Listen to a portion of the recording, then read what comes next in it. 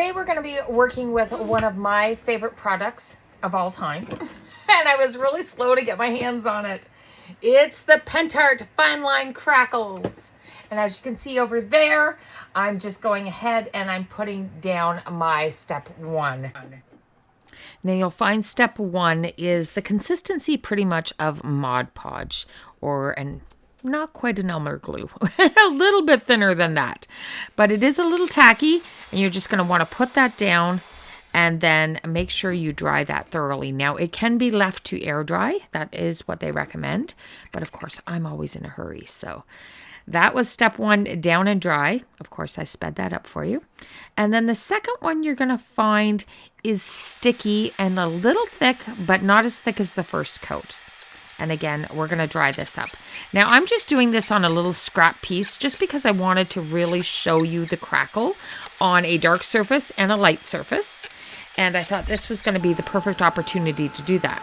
Now, I also want to show you the difference between fine line crackle and micro crackle. I've got both of them here now. This one here that we're working on right now is the fine line crackle.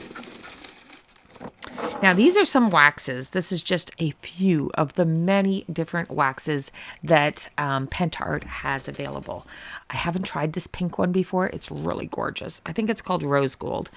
And I just thought, well, this is a good chance to try it out. So I'm going to take a little paintbrush. It's a fuzzy stenciling brush, and I found it on Amazon. I will put the link in the description for you, as well as the link for TH Decor, which I'm affiliate for, which means I make a tiny little smidgen off of any of the recommendations that purchase the products. But you will love it if you get your hands on it. So after you've applied it with a soft brush, and then you buff it back, you can see this gorgeous fine line crackle. It's almost like a piece of china that has aged. Oh, it's so gorgeous. Now I'm going to show you micro crackle. I did buy it because I was curious about it. It's not one of my favorites, and you'll soon see why. Now the step one, I believe, is pretty much the same as the step one of the fine line crackle. It's thick, and again, that consistency, almost like a glue. We're going to dry that up, and of course I sped that up for you. Now the second one of this is very, very thin. It's like almost watery. It goes on so thin.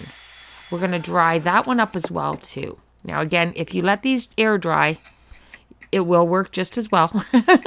If you're doing it with the dryer, you're going to have to make sure that you don't over dry it, because you don't want to singe it either. If it starts bubbling, you've gone too hard, too hot, too long. Now I'm just going to apply that same wax on there, and I'm going to take you up close here in a second and show you the difference between the fine line crackle and the micro crackle. So again, I'm going to buff, a little elbow grease there.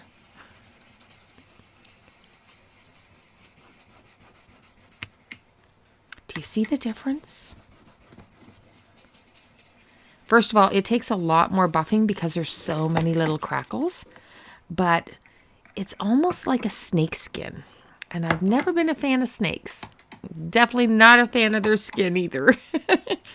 Okay, now this here is a rocking horse that I made with some wood cutouts that I had on the website. Now, unfortunately, I don't have any more on the website.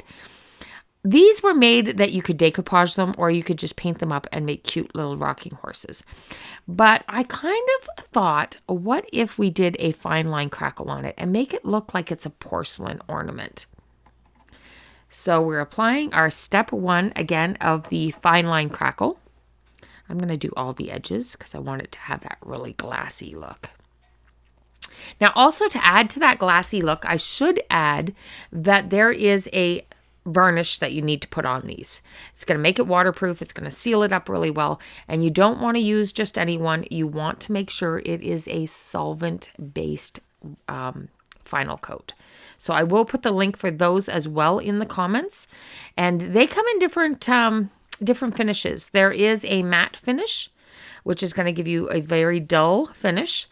There is the vintage one that's kind of going to age it. It's beautiful if you're working on a white piece and you want it to really look like old fine china.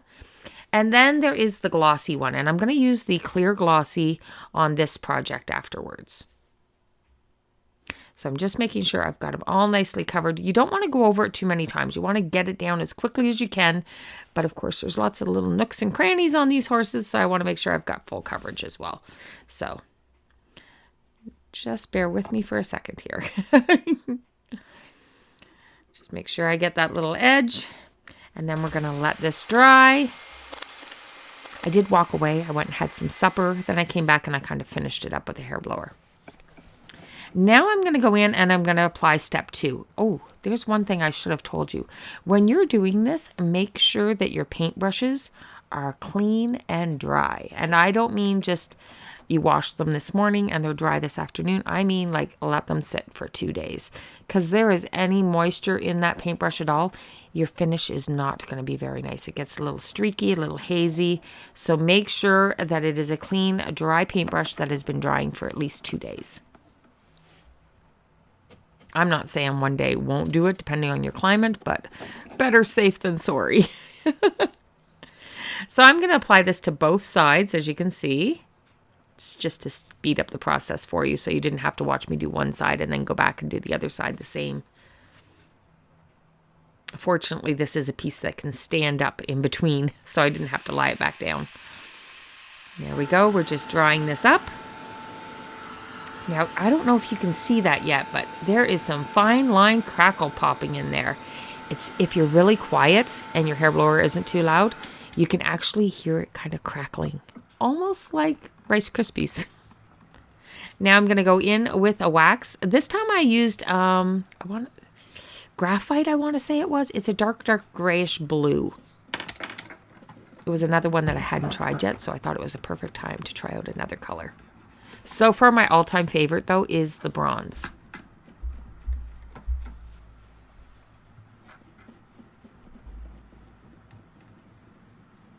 Oh my gosh, look at that crackle. Is that not gorgeous? Seriously, if you like anything vintage, shabby, chic, old, antique, oh, this is the finish for you. You're going to love it. And I haven't found any product out there that compares to the Pentart Fineline Crackle. Now, again, I'm going to do the other side as well. Now, I found on this side, actually, the crackles were showing up quite well already, but a little hint of color in there would be really nice. Just really helps it pop. Now, when it comes to sealing it, you're not going to want to seal it right away. Leave it overnight, because you'd be amazed how many fine line crackles pop up still overnight. And if so, then you're going to want to go in there and just do a little more wax again in the morning, and then, of course, you can seal it up.